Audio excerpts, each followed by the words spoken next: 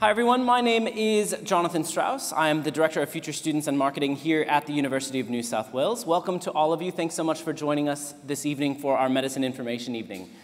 Before we begin, I would like to acknowledge the traditional owners of the land, the Bidjigal people of the Aurora Nation, and any elders past or present who may be joining us this evening as well. Tonight we have a packed program for you with all of the information that you need to know about medicine here at UNSW, the application process, the career itself, what does that look like, what does that training program look like as a doctor here at UNSW, or a student to become a doctor here at UNSW, and then also a really, really great session that is quite, it's quite popular and everyone really likes it, the myth-busting Q&A section, where everything that you think you know about medicine is myth-busted, and so that you know what you need to do this year in terms of your application for medicine in 2019. Without further ado, I would like to welcome up Professor Tony O'Sullivan, who is the program authority for medicine here at UNSW. He's going to run through all that you need to know about medicine and the program, and I will hand over there. Thank you, sir. Okay. Well, thank you very much, Jonathan. I'm not sure about all you'll need to know, but I'll try and give you a few tidbits. I too was nearly a victim of the great Sydney traffic and nearly didn't make it, so we could have all type of spoken on the phone in a group chat if we didn't get here. But anyway, I'm here. And welcome to the UNSW campus and welcome to this UNSW Medicine talk. So what's different about UNSW Medicine? Well, as I'm sure you know, we're a 6-year undergraduate program. One of the really unique things we do is we actually teach you the biomedical and social sciences. Actually, you're learning medical practice throughout the 6 years of the program. And I'll expand on that in the next couple of slides. We have a lot of integration. So when I did medicine, and I have to declare I did medicine here at UNSW, we had what was called a preclinical clinical curriculum. So we basically did 3 years of a lot of the science disciplines here on campus, and then we actually spent 3 years in the clinical schools. That's the hospitals, the teaching in the hospitals. We now actually have a lot of integration where the students are actually learning a lot of the campus-based sciences together when they're meeting patients in the hospital. And we do that for a couple of reasons. One, it's a very enjoyable way to learn, and two, students actually see the relevance of learning certain aspects. If they learn something in anatomy and then about the heart, for example, and then they meet a patient with heart failure, it means so much more to them. And if things mean a lot more to you, you learn them a lot easier. We have a lot of emphasis on collaborative learning, and I'll talk about that in a second. And we have opportunities to broaden your education. All of our students will do a couple of general education courses, and a small group of our students will do a combined arts medicine program. Now that does take 7 or 8 years to complete. One of the questions a lot of students and families bring to me is what's the difference between the undergraduate and the postgraduate medical programs? Well, first of all, they're both very good programs. They both produce very good graduates. I work at St George Hospital down south, and I work with a lot of graduates from UNSW, but also graduates from Sydney Uni, Wollongong University, etc. And they're all great graduates. They're different ways to actually approach teaching medicine.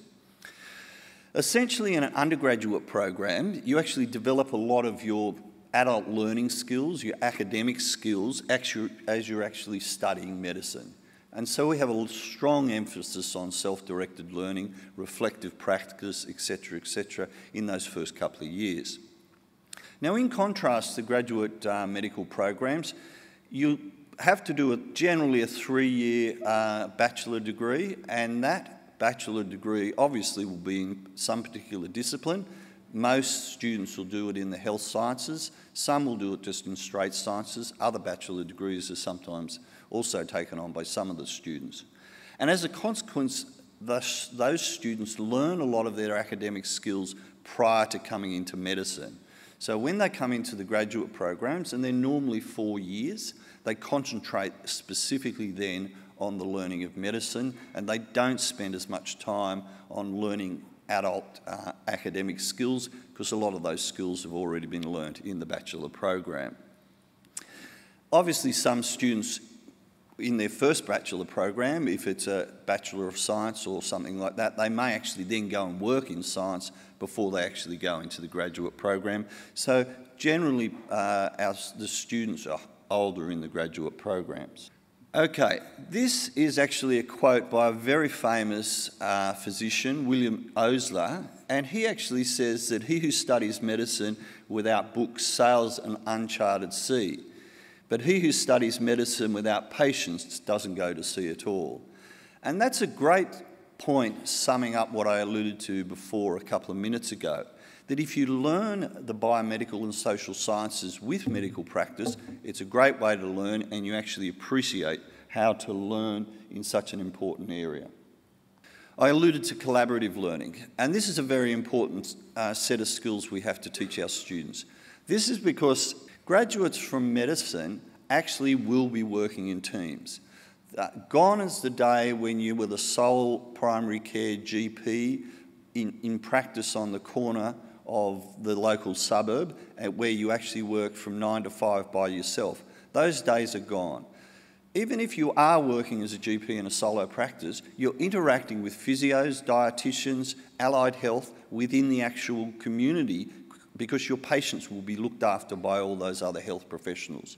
Certainly if you work within the hospital environment, you work very much in a hospital team. And so you really need to know how teams work, how to solve problems when teams aren't working, and how to get the best out of teams. The whole idea of that is so that the team works to its ultimate capacity so that the patient gets the best outcome. We think collaboration is so important, we actually combined our first and second year students and they're taught exactly the same curriculum. So the first 2 years is a 2-year rotation. And so if you start with us in 2019 in year 1, you'll actually be sitting next to year 2 students listening to the same lecture in your first year. Now that can be a little bit intimidating, but we find that the year 2 students actually have a great mentoring role with the year 1s, and when the year 1s then become the year 2s the following year, they then take on this mentoring role. Now just a couple of slides on the structure of the program. It's relatively straightforward. It's a 3-and-3 program with the first 3 years of the Bachelor of Medical Studies. Years 1 and 2 are what we call Phase 1, and that's because the students, as I said before, in years 1 and 2 are connected together. The focus is on the biomedical and social sciences. The teaching is actually done in health scenarios. So instead of actually doing pathology, anatomy, microbiology as separate disciplines, the health scenario might be about TB in the developed world. And while you're learning about tuberculosis, you'll be learning about the microbiology of tuberculosis. You'll be learning about the lungs, because tuberculosis is a disease mainly of the lungs. You'll be learning about the pharmacology of the drugs that actually used to treat tuberculosis. So getting back to what I alluded to before, this is this concept of integration. Phase 1 is mainly campus-based. It's about 90 to 95%, with about 5 to 10% in the clinical skills lab here on campus or within our clinical teaching units in our big teaching hospitals. And I'll expand on them in a couple of minutes. In year 3, you go into the Phase 2 integrated clinical courses, where you spend 3 days a week in the clinical schools. That's the hospitals associated with UNSW, and 2 days a week here on campus. Once again, we don't go back to the disciplines, but we work around weekly themes. So the weekly themes might be breathlessness, they might be gastrointestinal bleeding, they might be public health issues such as smoking or drug and alcohol use. And these first 3 years make up the Bachelor of Medical Studies. The second 3 years is our MD, and it is made up of the 4th year, which is an independent learning project, and I'll expand on that in a second. And finally, Phase 3, which is years 5 and 6, which are the clinical placements. And here you're actually embedded within hospital teams. That means you'll be actually connected to the neurology team, that's the team that looks after nervous diseases, or connected to the cardiology team. You'll be seeing patients under that team's care, you'll be going to outpatients with that team, you'll be going to the emergency department if they're required to see patients who have cardiac problems. It is hospital-based, about 80 to 90%, but there are experiences that will occur in the rural. All of our students will have some degree of rural experience. Our students who come in through the rural entry program will have a more extended rural program. They will often spend a year or two in one of our rural clinical schools, and I'll allude to them in a second. You also have the opportunity to do an overseas elective, and our students love that. And finally, the end course before you graduate is what we call a preparation for internship, or as what everyone has shortened to is print. Okay, the independent learning program. This is actually an opportunity for the students to really get into in-depth research for a 12-month period. This is to allow them to develop these research methodology skills, understanding around research ethics, and actually understanding things like academic writing. And that's because when you graduate from medicine, you're going to have knowledge, you're going to have skills, but you're going to have the ability to keep up to date for the future. If you haven't got that ability to critically appraise conferences you attend, articles you read in journals, talks that you actually attend, without that ability to critically appraise the knowledge and the information you're being passed, you won't actually know how to assimilate that into your practice for the future. During this time, most of our students actually complete their general education courses, and a small group of students can go on and do an honours year that year. Okay, it's a shame it's night time when you arrived here, but the campus is beautiful. You saw a few shots of it in the promo prior to our talks. If you do get a chance to come back on another day, during the day, please have a look around the campus. It's a great facility.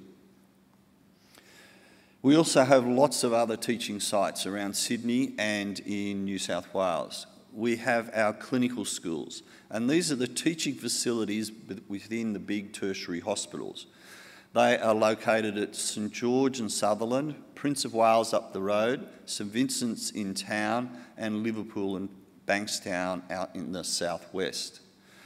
Our rural clinical school has 5 campuses, Coffs Harbour, Port Macquarie, Albury, Wagga and Griffith. We have a lot of general practices connected with the program, and all of our students will spend time in some of the general practices. And we also have community health centres associated with us as well. Okay, David's going to speak a lot more about selection in a second, so I won't go into it in any particular detail. But we are aiming to actually select students who are really committed.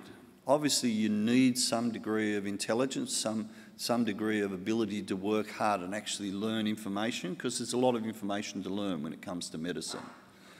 We want our students and our graduates to be good communicators, and obviously demonstrate attributes such as empathy and reflection as well. And as I've alluded to before, working well in teams. We have a very high retention rate, so about 96% of the students who come into medicine will graduate from our program, which is higher than any other faculty here at UNSW. It is hard work, but if you're working hard at something you enjoy, it's a great experience.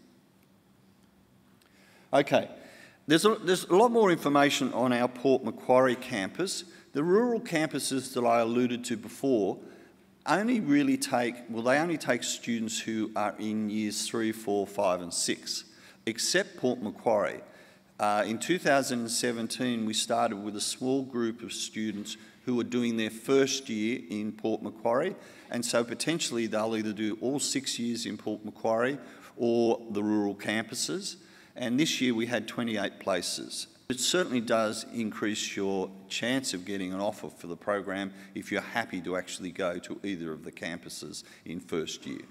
The great majority of the students will get their preference. Now, having said that, if you do put down only one campus and their spots run out for that campus, which didn't happen this year, but potentially it may happen in future, that may limit your chance. Okay, other than our graduate entry, our undergraduate entry, beg your pardon, we actually have about 10 spaces that come through graduate entry. And these are students that come into our Bachelor of Medical Science program here at UNSW. And after 2 years of being in the BMed Sci, they can actually apply to transfer across to Year 4 in medicine. They will then, if chosen, they undergo an interview, like all of our students do who come into the program. They have to do the UMAT as well, and their academic performance is judged upon how they've performed in the first 2 years of the Bachelor of Medical Science.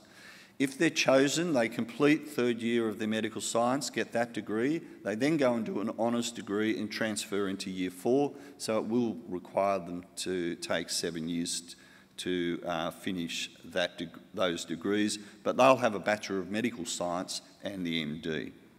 Remember, it's a continuum of learning medicine. I alluded to some of the skills you'll need when you graduate. The undergraduate years are 6 years with us. There's the postgraduate years of internship and residency. Following that, there's vocational training. So sometimes you'll hear people who are not really familiar with medicine saying, oh my goodness, it takes you 15 years to become a specialist. Well, it does take you a long time, not necessarily 15 years. But remember, once you graduate, you're actually working and learning.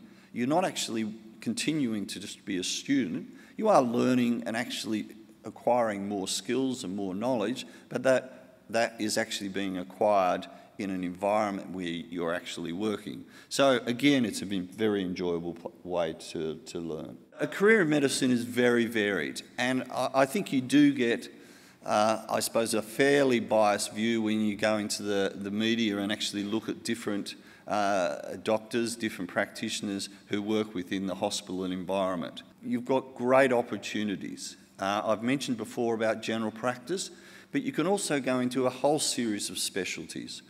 Physician training. I'm what's called an endocrinologist, which is a diabetic and hormone specialist. We have surgeon graduates, paediatric graduates, obstetrics and gynecology. These are our graduates go into these specialties. So there's a great opportunity for you really to branch out into a whole series of specialties. Now, this is not done until you're well and truly into your postgraduate years, so you certainly don't have to worry about that as an undergraduate. Don't forget there are other areas in medicine. So the medical degree actually gives you great springboard into things like research into public health, working in medical research, health management, health policy, and medical education. A lot of the academics here, in fact, just about all of the academics who have some type of clinical experience will actually be continuing to see patients as they teach the students. And that in itself really is positive because it keeps our teachers really up to date if they're working, seeing patients at the same time.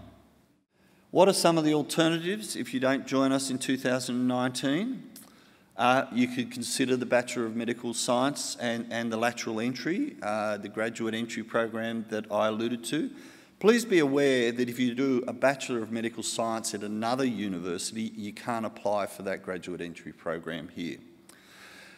You could enter another program, science or something like that, and reapply to come and join us in 2020. You could certainly then complete an undergraduate degree, so a 3-year bachelor degree, and go into the graduate entry programs, Sydney Uni, Wollongong, etc., etc. The Bachelor of Medical Science we've had established here for many years, but this year we've actually started a Bachelor of International Public Health in combination with Arizona State University. And again, there's a lot of information about that bachelor degree on our website. So if you've got more of an inkling towards public health, you might find that that degree is more interesting to you if you aren't really that interested in the sciences, because both of those degrees will be great degrees to help you go into postgraduate medicine. Don't forget the alternatives to medicine. Working in health is a very rewarding and rich experience, but you can certainly get that richness and those rewards by working in allied health, psychology, nursing, speech pathology, physiotherapy, radiography, etc., etc. And we work together in the big hospitals in teams, as I alluded to before. So gone are the days where the doctor was the head honcho with the white coat who was basically directing everything.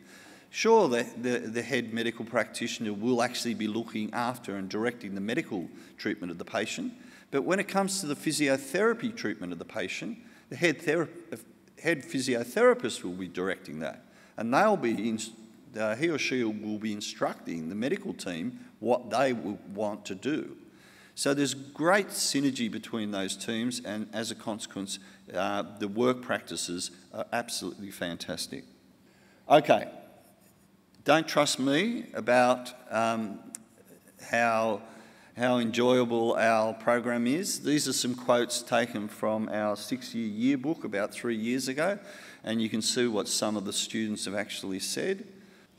Thanks for the attention, and I'd like to wish you all the best for the HSC. Presumably a lot of you will be doing the HSC this year. Try and not stress too much. I had a son do it last year and he seems to have survived. And as I said before, try and do your best, but don't stress out too much. Okay, thank you. Thank you, Professor O'Sullivan. Next up, we have Mr. David Boothie, who comes from the Medicine Education Student Office, and he is going to be doing the myth-busting, everything you need to know about your application, about the options available to you, and more. And so please join me in welcoming David.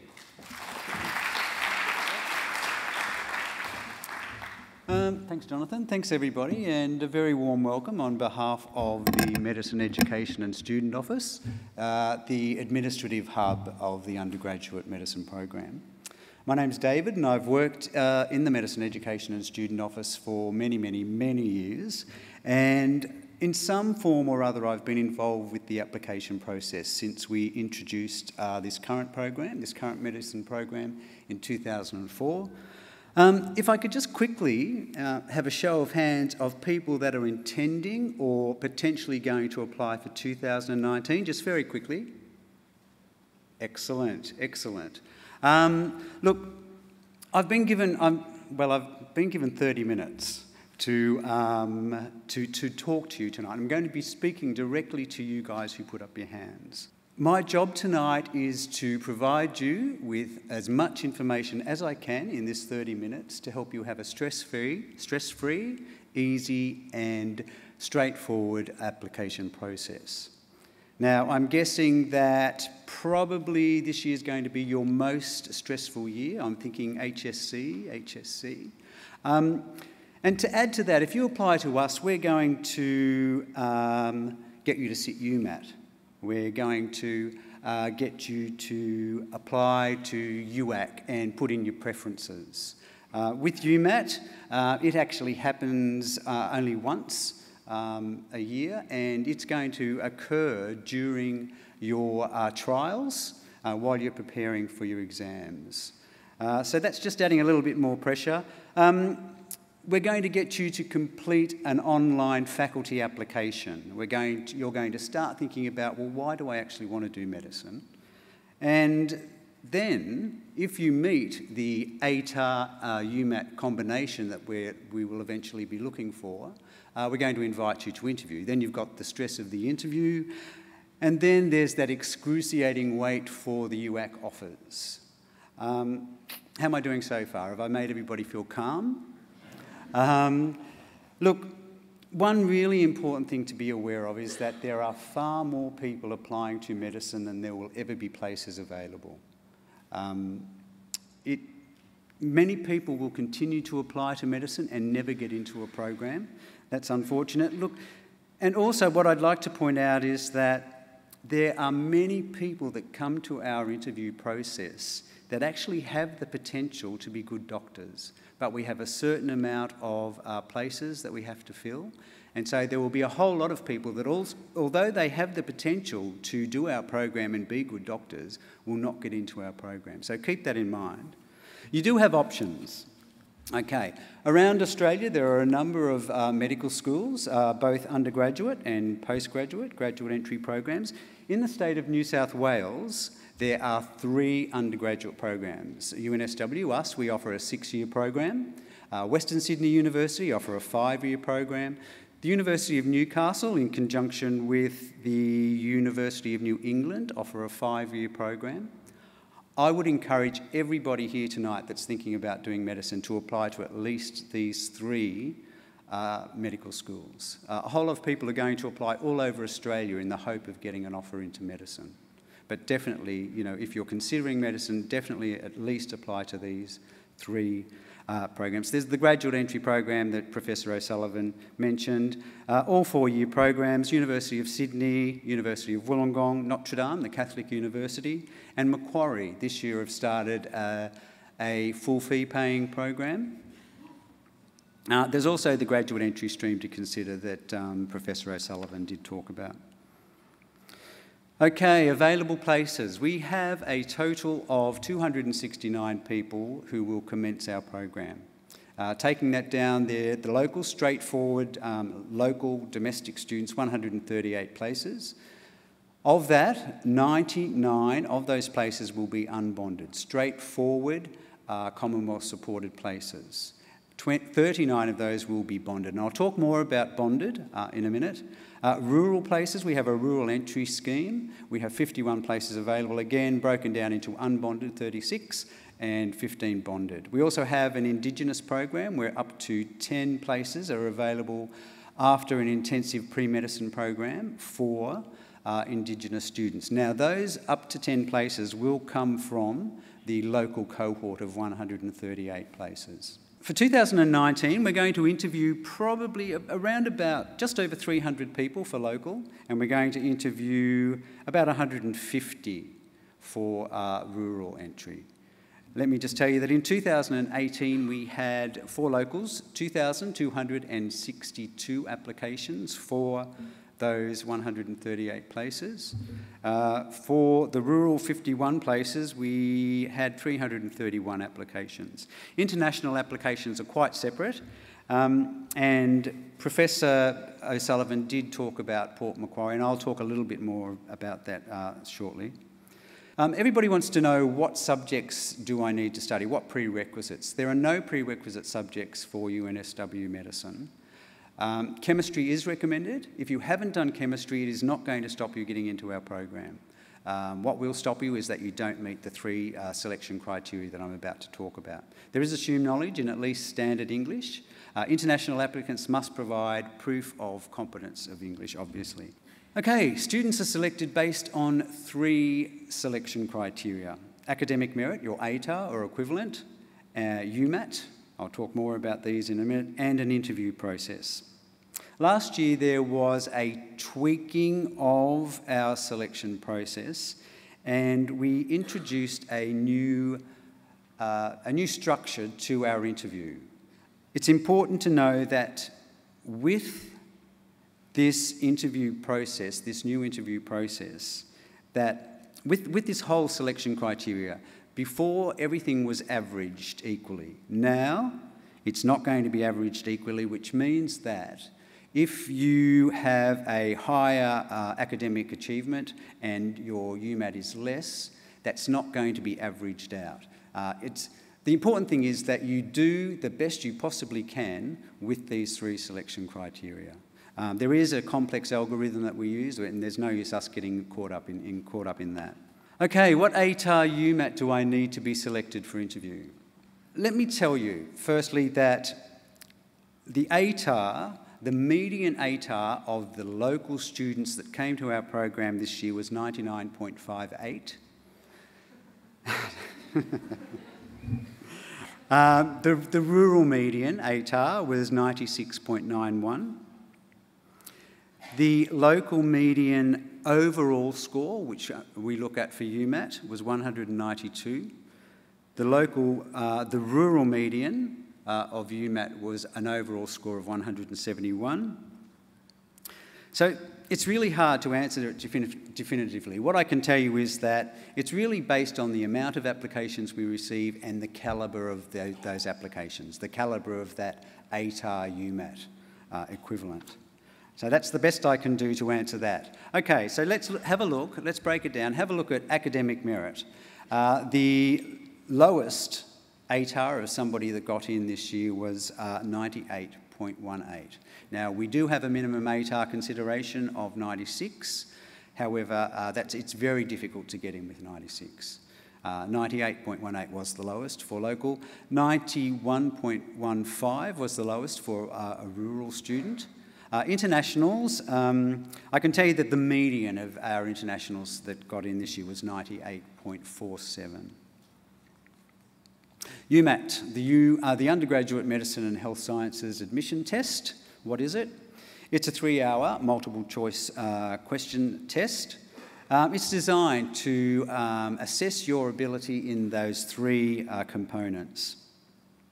Every Australian citizen, every Australian resident, every New Zealand citizen that applies to UNSW Medicine must sit UMAT. Now, when you get your results from UMAT, you're going to get a result from each section. You're going to get an overall score, which is what we look at, the overall score, and a percentile, which basically tells you where you rank with your competition. Now, we're not at all interested in your percentile, and we don't look at the separate components. We look at the overall score. The lowest overall score that we will consider is 150. However, every international applicant must sit ISAT in place of UMAT. Registrations are now open. I would encourage you, if you haven't already done so, to apply as soon as possible. They close on the 1st of June, but they keep it open with a late registration fee until the 15th of June. Get it out of the way so you don't have to worry about it. They have pre-test day and test day tutorials, which I recommend you watch. In fact, there's one that is compulsory to watch. Admission tickets are released via email 2 weeks prior to the test. UMAT will be held on the 25th of July, and results will be released in mid-September. We receive the results from ASA, so you don't need to provide us with your UMAT result. There's the website for UMAT, and a hint. When you turn up to sit UMAT, there's going to appear like there are thousands and thousands and thousands of people, and there will be. It's a long process, it's a long day, you'll be incredibly exhausted after 3 hours of thinking and writing. So be prepared for a big day. Whatever you do not be late. Once the test starts, they will not let you in, and there have been a few people that have arrived late and been sent away, and it does only happen once a year, so keep that in mind. Okay, UMAT preparation courses. Okay, they're not recommended or endorsed by any university or ASA, the people that conduct UMAT. I used to tell people, look, spend that money that you would have paid for a preparation course on going out the night before UMAT. That's much better preparation. However, somebody from ASA got wind of me saying that and said, at least tell them to go after, the day after. So spend your money the day after. The interview process, it's a structured interview. Now, it's a new interview, remember that. Last year, we changed, along with a change in the way we do things, we introduced this new structure for the interview process. We've had excellent feedback, and we've only done it 1 year, and we've had excellent feedback from both interviewers and interviewees. It's a more structured interview with still two interviewers, a community member and a health professional. And the interview really focuses all about getting to know you. There's no medical questions, there's no science questions. It's simply getting to know you. Okay, which brings me to interview coaching. All too often, they're expensive too, they're expensive. A lot of the organisations that offer UMAT preparation programs, for an extra $250, $300, they will offer you coaching. They will talk you into coaching. I would suggest to you that coaching is not going to help you at all. In fact, it could be quite detrimental to your interview. What they're doing when they coach you is they're sort of trying to teach you to answer questions how or what they think we want to hear, and it just doesn't work. When you come to our interview, we want you to be honest. We want you to be yourself. It is so much easier to be honest and to be yourself. Okay, so what happens if I don't get into medicine the first time around?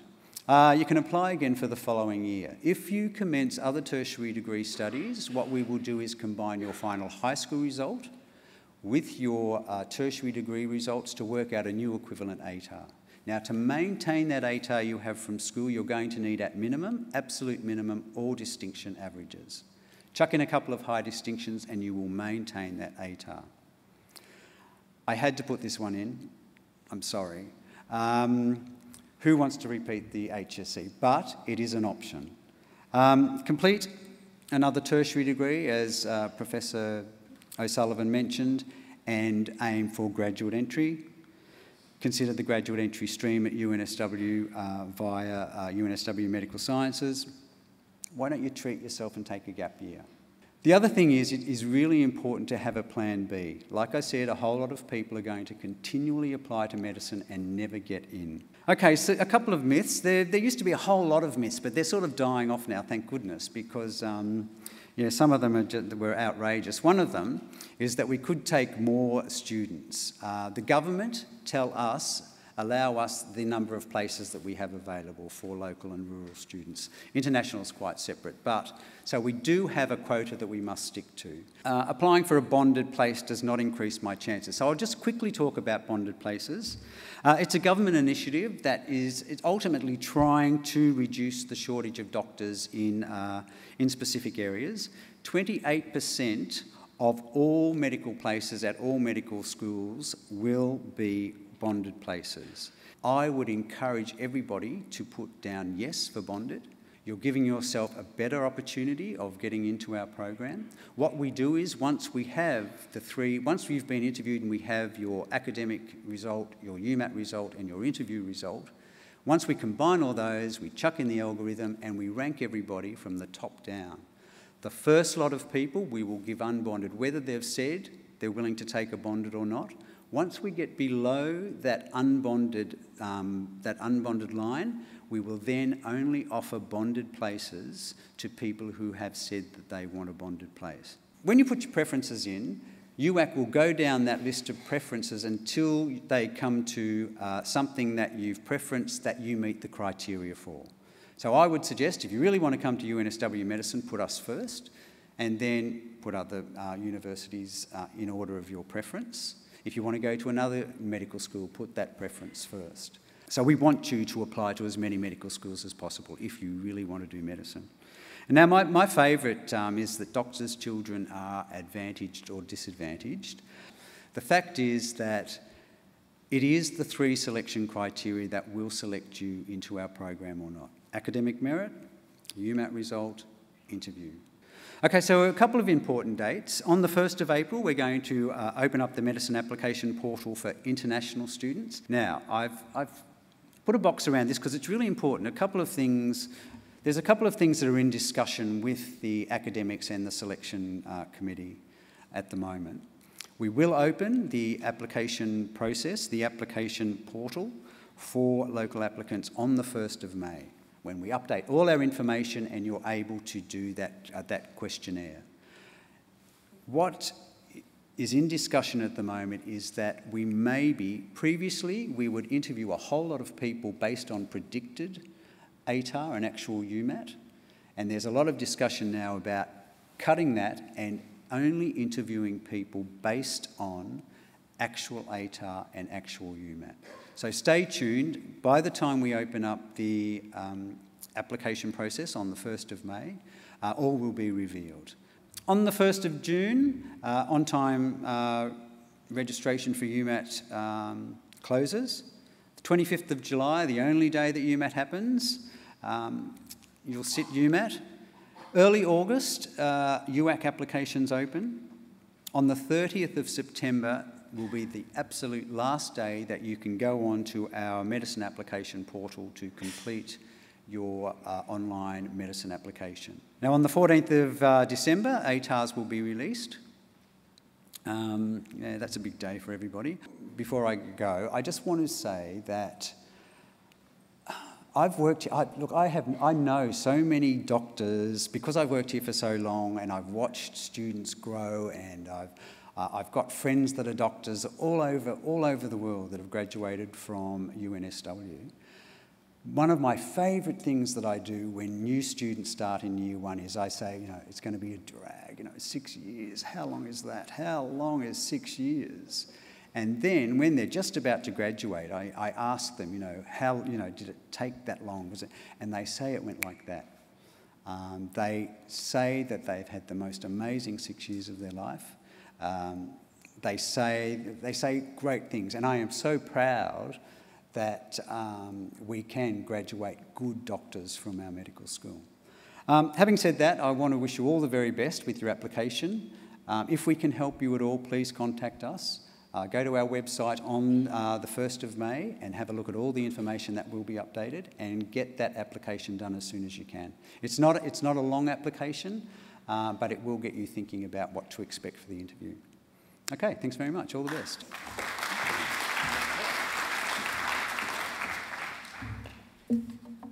It seems not very long ago at all that I was sitting where you're sitting at high school and listening to a current student tell me about UNSW medicine and why they chose it.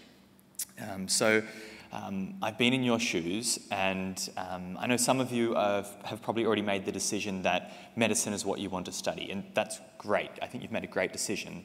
Others of you might still not be quite sure exactly what you want to study. You're considering medicine, and that is totally okay as well.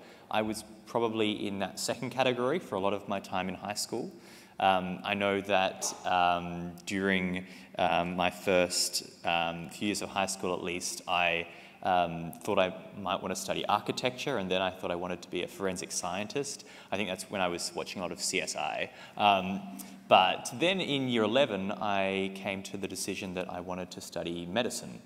So once I decided that medicine was what I wanted to study, how did I decide where I wanted to study? Because as you saw earlier, there's lots of universities, good universities that offer medicine. And I suppose UNSW stuck out for me for a few reasons. The first one was location. So UNSW was close to home for me. It's close to the city. It's in a really good area to be a student. Kensington, Randwick it's a great area to be a student.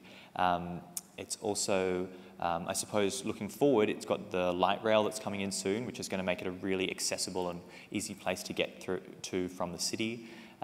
It's also really close to Coogee Beach, and I'd recommend that if you have an hour off between classes during the summer months, you should definitely go down to Coogee. Secondly, UNSW has fantastic teaching and fantastic teaching hospitals. It's really well regarded in this sense, and I think this is actually important because yes, you'll be studying here on campus, but you'll spend at least half of your degree in our clinical teaching hospitals. I've been attached to 4 hospitals across Sydney, and then also to Grafton-based hospital up in northern New South Wales, and all of them have been fantastic experiences. In particular, we get to go into hospital in our first semester of first year, and that's a great experience because you get to get a taste for clinical work early on. And I suppose the last reason I chose UNSW was that I had older friends who were doing other degrees or medicine at this university, and they had a great time. They said that not only is the teaching great with great courses, but it's a really fun environment to be amongst.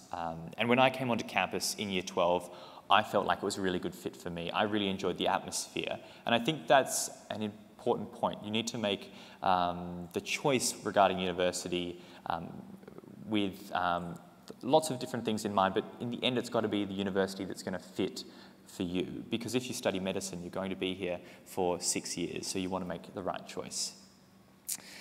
So, Skip forward a few months, I did my HSC, I also did the UMAT, I sat my interview, and I was fortunate enough to be offered a place at UNSW.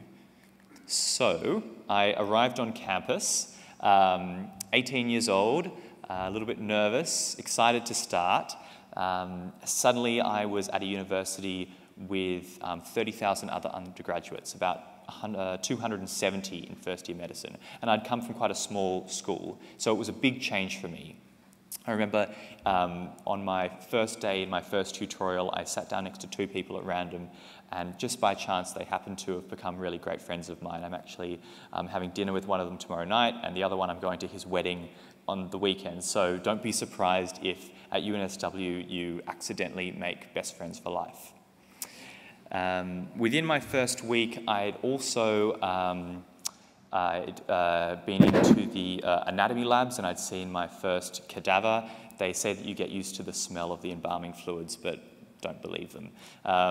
We'd also learnt to use stethoscopes, learnt to use blood pressure machines and tendon hammers, so it was a really exciting first week of university. I also tried to go along to some of the activities that the Medical Society had organised for us, and the biggest one for first years, I've got some photos up here, is of MedCamp. This is the best way to make all your new friends for the next 6 years. It's a 3-day event just outside of Sydney where you do group activities, you get to do some introduction to suturing, and they have the famous annual toga party, which is a lot of fun, although a little bit silly. And so it's a really great way to meet new people in first year.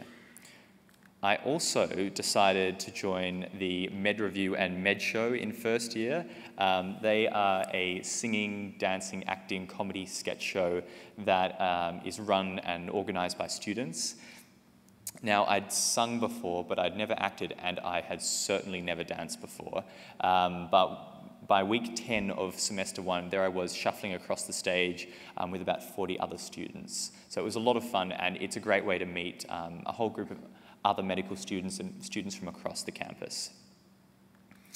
In my more serious time at UNSW, I've been an executive on the Medical Society, which is the representative body for UNSW medical students. This involved communicating and liaising with faculty and students, and taught me lots of really important skills that I no doubt will use when I get into the big wide world of full-time work.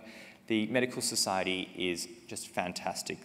They are responsible for exam revision nights, the Medical Student Aid Program, doctor networking, fundraising events, and all sorts of great causes that we sponsor, our mentoring program, Sports Day, Talent Quest, and our Great Debate. So many different things. It's a really great organisation.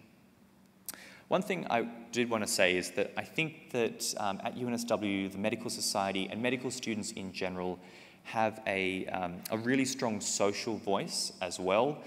We promote policy, write letters to local members of parliament, have social awareness events for issues such as gender equality in medicine, Indigenous health that needs to be improved, and refugee and asylum seeker health. And I think these are really important things, and I'm quite proud of the fact that UNSW medical students feel so strongly about these. Only last week, one of our 5th year students had one of her articles published in the newspaper regarding more internship places needing to be available for our international students. It's also important to note that our Medical Society Council and Executive is almost exactly 50-50 male and female, and that we have dedicated Indigenous officers on our society. So not only do we talk the talk, but we're doing our best to try and walk it as well. Outside of medicine slightly, as Jonathan said, I've worked for the Future Students Office for the last 4 years.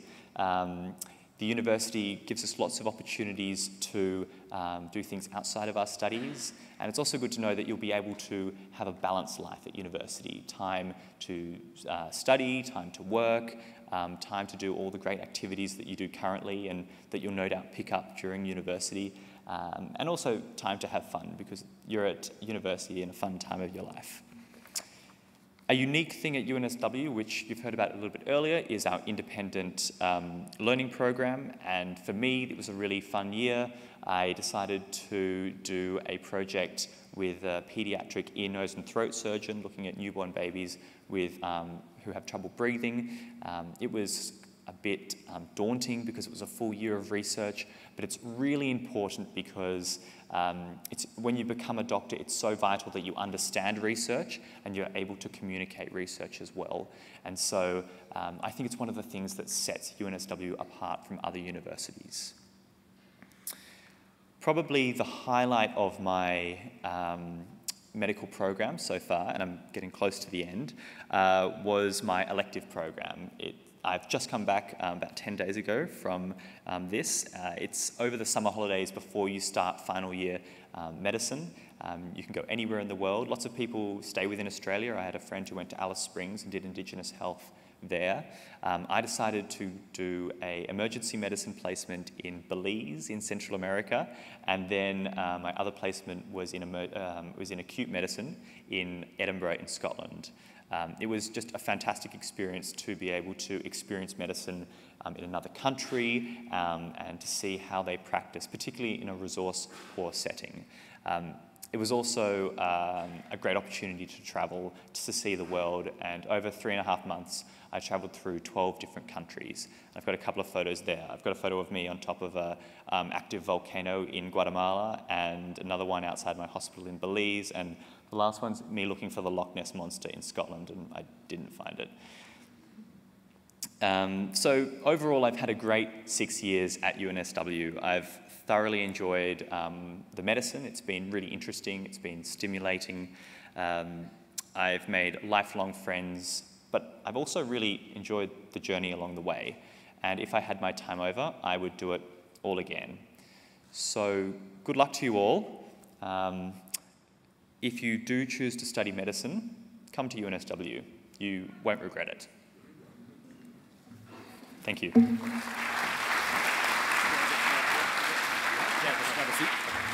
I'm going to welcome back up Professor Tony O'Sullivan and David Boothie.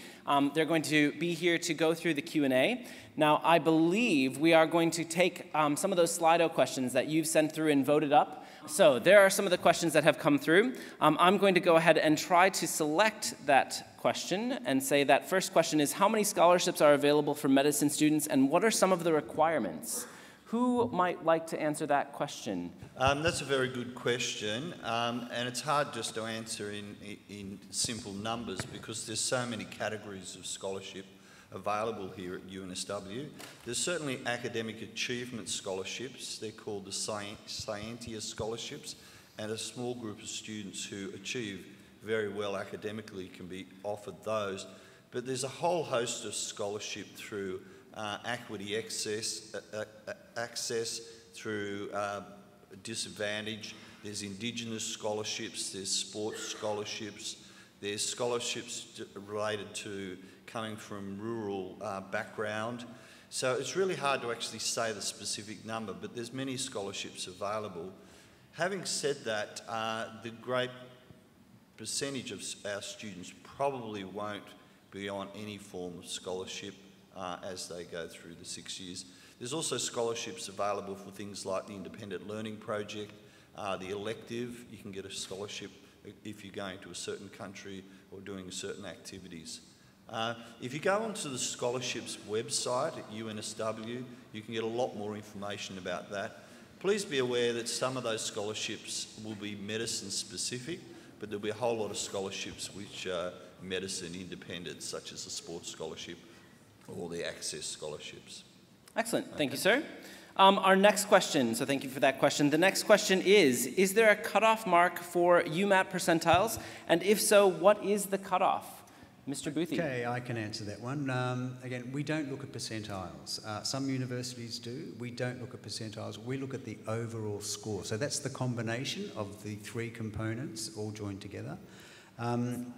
The lowest overall score that we will consider is 150. Having said that, 150 doesn't quite cut it. You know, you're going to have an outrageously high ATAR. So, yeah, we don't look at percentiles. but the lowest overall score that we will consider is 150. I hope that helps. Excellent, thank you, David.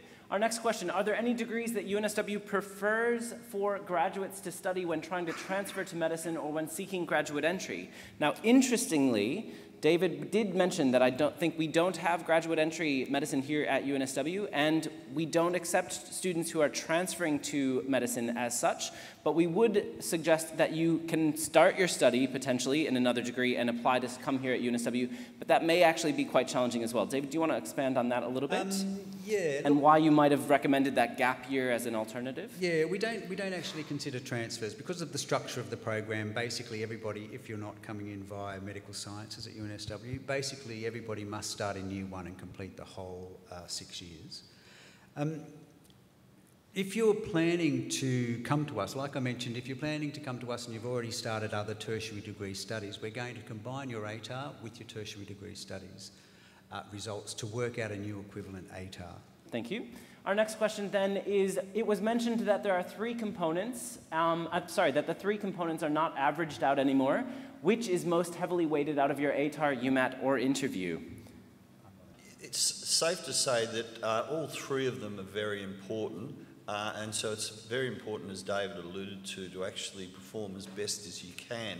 Because we use an algorithm to work out the combination, all 3 of them contribute significantly, but it depends where you rank with the other applicants in your ATAR versus UMAT versus interview as to the components are all still important, but what you can't rely on is if you actually do, for example, poorly in the UMAT, you then would think that if you've got a very high ATAR, that your high ATAR can compensate for the poor UMAT, if you can understand what I mean by that. So we rank you in all those 3, and then it's your rank across those 3 compared to the other applicants, which is actually then finally ranked before we actually offer the offer. So all 3 are very important, and one is not particularly weighted more than the other. Okay, thank you very much. So the next question that has popped up, because you are voting on it and it is dynamic, gender equality. Where are the female representatives? And we do have a note on that. We did have a student who was going to join us this evening who is unfortunately at a funeral this evening, and so we did have women as part of our program until unfortunately there was a moment where she was unable to attend. But James can comment on the gender equality and the gender balance in the student program, in your cohort. Yeah, so as I said, we have almost exactly 50-50 men and women on our MedSoc executive. I've been at the university for 6 years, and the president of MedSoc has been female 3 times, and it's been male 3 times. When I was in first year medicine, we had 55% of the cohort women, 45% male. So me being up here tonight, I was supposed to also have a female colleague up here tonight. I don't think this is representative at all of medicine. I think medicine is really progressive. We've got really great numbers from all sorts of different backgrounds and minorities, so I don't think that's an issue at all. Excellent, thank you. Our next question that has just popped up to the top is, if interviewers want you to be honest and want to get to know you, as every person is different, how do interviewers decide who would be more suitable for medicine? They actually don't. I might just say a quick something. They actually don't decide who is more suitable for medicine. Their job is just to get to know you and rank you on different things. The algorithm actually does the rest. Next question is, do you get paid during your placement time in years 5 and 6? No. Which leads us to then the next close question, which is, how can I afford medicine? When do they start paying you? Most of my friends in medicine have part-time jobs, and I think most people at university have part-time jobs. And yes, in the last years of medicine, the expectation is that you have more time commitment at hospital. But people still make it work, and you might find a job that has flexible hours, do tutoring because, hey, you're a medical student and people tend to think that you're going to be a good tutor. So there's lots of different avenues. And when do you start getting paid? You start getting paid the year after you graduate during your internship. Excellent, thank you. And then our final question, because we can't get to them all this evening, but you're welcome to speak to any of our staff here afterward as well. But our last question will then be, what types of questions are asked in the interview? Really don't get yourself caught up in, what's going to be asked. Now, when we had, before we introduced this new structure of interview, from 2003 up until 2016, it was the same questions, exactly the same questions. Everybody knew the questions, everybody went and had coaching for the questions. We have changed the structure of this, not just because of that, but because we want you to come and just be yourself. We want to get to know who you are, what sort of a person you are. That's all we want to do. There's no sneaky little, shifty little things. We just want to get to know you. So I'm not going to tell you what the questions are, but what I can tell you is when you do the online medicine application, that's going to give you an idea of what questions we are actually going to ask you. I think one of the things that David has said a number of times in the past is that it's a conversation. Those interviews are meant to be conversational. They're meant to find out who you are, what makes you tick, why you're interested in medicine, why you're interested in just anything, what gets you up in the morning. So that's the kind of thing that you can practice, being able to talk about yourself and talk about what makes you an interesting person. And that is something that you can do without paying someone to coach you on an interview. You can do that by just practicing that with friends, family, and saying, hey, how articulate am I in this process? So with that, thank you very, very much for joining us for our Medicine Information Evening this evening. Please join me again in thanking James, David, and Tony.